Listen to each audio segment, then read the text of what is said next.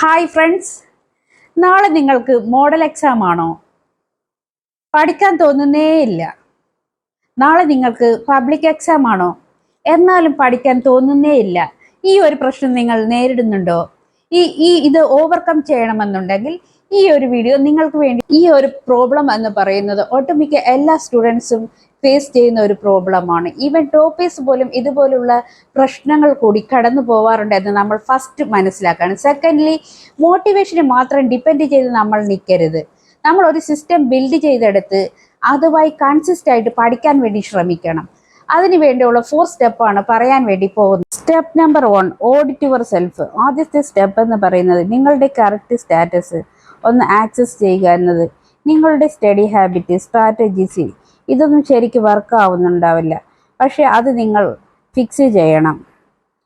കുറഞ്ഞ സമയം കൊണ്ട് മാക്സിമം റിസൾട്ട് കിട്ടുന്ന രീതിയിൽ നമ്മുടെ പഠന രീതി ഡെവലപ്പ് ചെയ്തെടുക്കുക.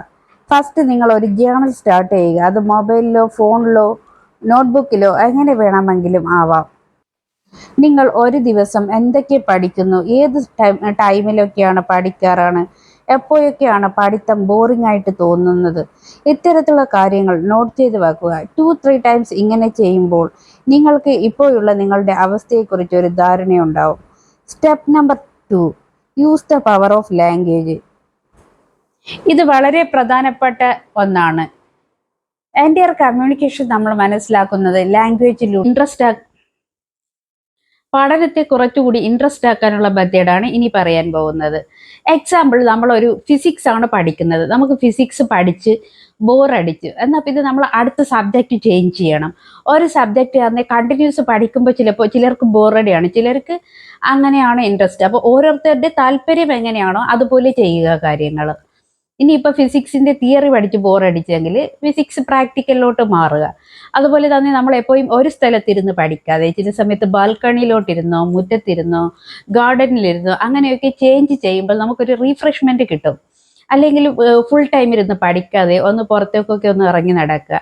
ഇനി അതിലൊന്നും സമയമില്ലെങ്കിൽ നമ്മൾ ഇരുന്ന സ്ഥലത്ത് തന്നെ ഇരുന്നിട്ട് നമ്മുടെ ശരീരമൊക്കെ ഒന്ന് മൂവ് ചെയ്യുക, കൈയൊക്കെ ഒന്ന് ചലിപ്പിക്കുക, അല്ലെങ്കിൽ ഒന്ന് എണീറ്റ് നടക്കുക. ഇങ്ങനത്തെ കാര്യങ്ങളിലൂടെ നമുക്ക് നമ്മുടെ പഠനത്തിൻ്റെ ബോറടി മാറ്റിയിട്ട് കൺസിസ്റ്റ് ആയിട്ട് ഇരുന്ന് പഠിക്കാൻ വേണ്ടി സാധിക്കണം.